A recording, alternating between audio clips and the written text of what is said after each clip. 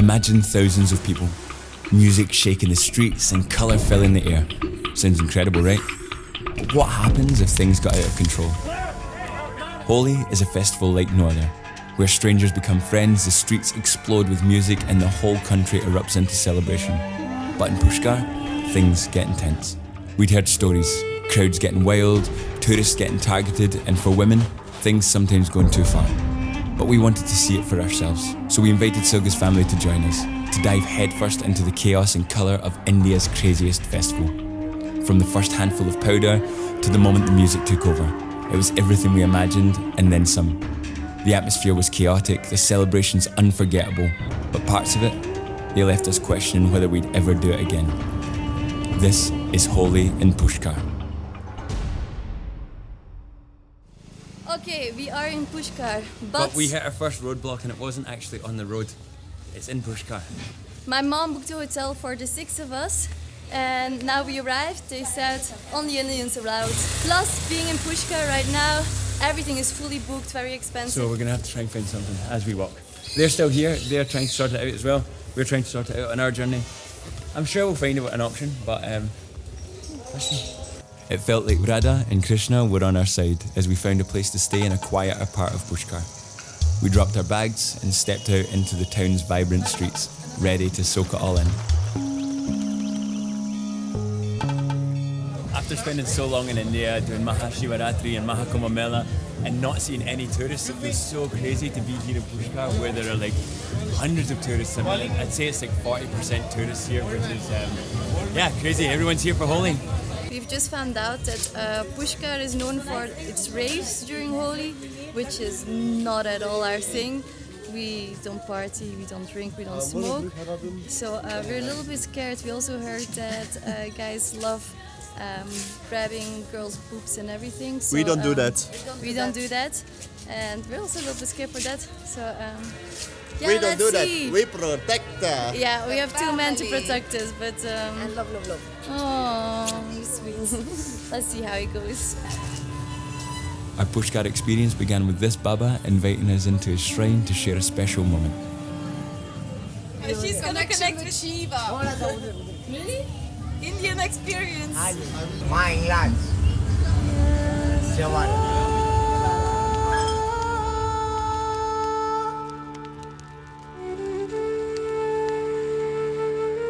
He's just asked if we wanted chai and we cannot say no to chai. Plus, this is very, very homemade. I don't think we've ever had a chai like this. His hands are literally in the fire, holding the pot with chai. And yeah, it's just super authentic. Having this chai with a baba.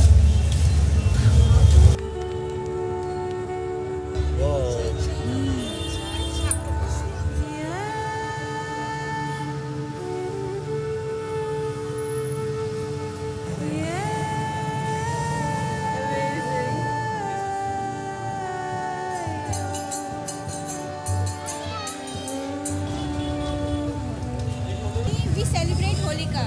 Okay. Yes. They will worship. This is a worship for Burai par Achai ki jeet. As the sun sets on the eve of Holi, the streets come alive with ritual. Families sing bhajans, light candles and offer prayers. Women circle small shrines with clay lamps in hand, while children place garlands and sweets as offerings. Does this mark the start of Holi? I think so. Let's light this fire and go to bed. Oh, we're so tired, but this is so beautiful. All the women sitting together, totally dressed in red and singing so beautifully. Then, as night falls, the fire is lit. Holika Dahan, the symbolic burning of evil. It's a reminder of Prahlad's unwavering devotion and the triumph of good over darkness. Oh my god, this is insanely warm! The heat of this fire! Whoa! Insane! Grains, coconuts and prayers are cast into the flames as sparks rise into the night sky.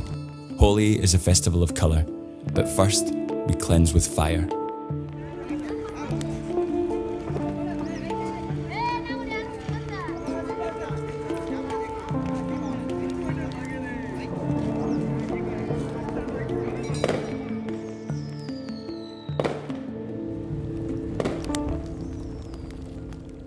Good morning, it's time to celebrate Holi! Woo! Happy Holi! Okay, has already started. Yes, wow! Daniel! Loving the pink. Daniel Raji. Happy Holi! Happy Holi. Shub Holi. Wow! I like it! Let's do this. Ready for Holi!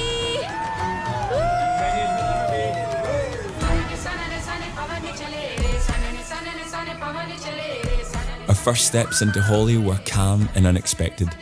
The streets were quiet, with only a few locals passing by, smiling as they dusted soft streaks of colour on our faces and wished us.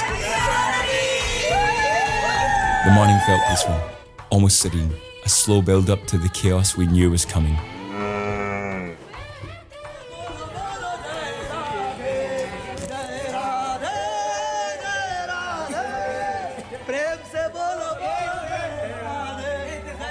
We got some colour, and then some more, and then even more. Handfuls turned into waves, and before we knew it, we were drenched in every colour imaginable. There was no escape. Everywhere we turned, more colour rained down, until, at some point, it became too much. Good, Ellie? Across the street here. Yeah, me too. I don't like it. You enjoy it? Kind of, yes. Kind of, yeah, it's crazy, yeah. We decided to escape the chaos and follow a cow to somewhere a little quieter. It's overwhelming, but it's beautiful. Families gathered outside their homes. Children laughed as they smeared each other with colour, and the festival felt more personal, more real. This is what we love most, finding the local side of every place that we visit, the moments beyond the tourist trail. And Holi was no different. Then we stumbled upon a small dance party, tucked away from the chaos where the energy was high but the space felt safe. Here, we could finally let go, dancing freely without the worry of being swallowed by the crowd. It quickly became one of the highlights of our Holi experience.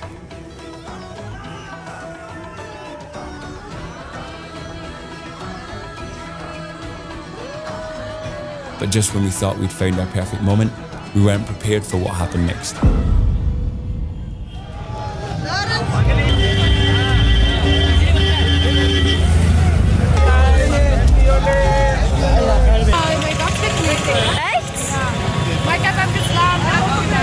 Before we knew it, we were in the thick of it, a full-blown rave, and it quickly became too much. The music pounded, colours flew from every direction, and the crowd closed in around us.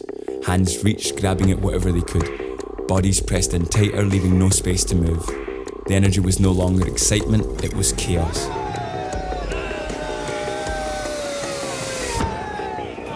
That place, I don't want to be in the middle of it. It's crazy. Then, in the midst of it all, Lotta was pulled out.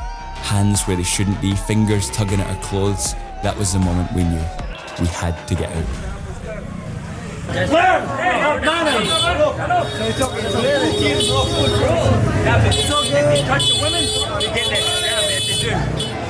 I was walking and all of a sudden somebody comes like really like this and then they do this everywhere, so it's very hard to have like some control over the situation, but then yeah, it's okay. We left the chaos behind and made our way to the lake. With each step, the pounding music faded. The shouting grew distant, and the frenzy of the festival became nothing more than an echo. By the time we reached the water's edge, it felt like we had entered a different world. The lake was still, its surface smooth and undisturbed. The air was cooler here, quieter. A few people sat in silence, their clothes still stained with the colour, their faces showing the same exhaustion we felt. We sank onto the steps, letting the moment settle in.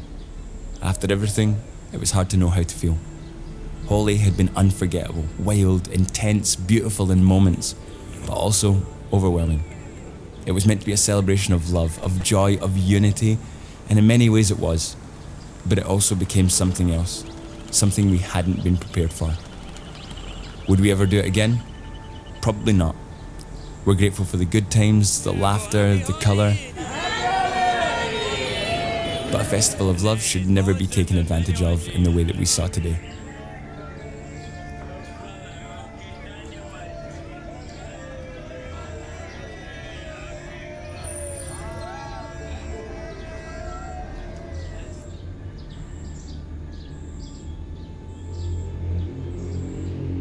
Shower time! Shower time. Let's do this.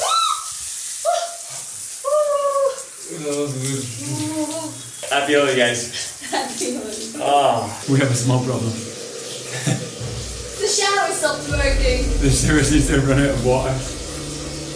Sorry, Silka's behind me with nothing on. But I hope we can get clean. Oh no, it's running out!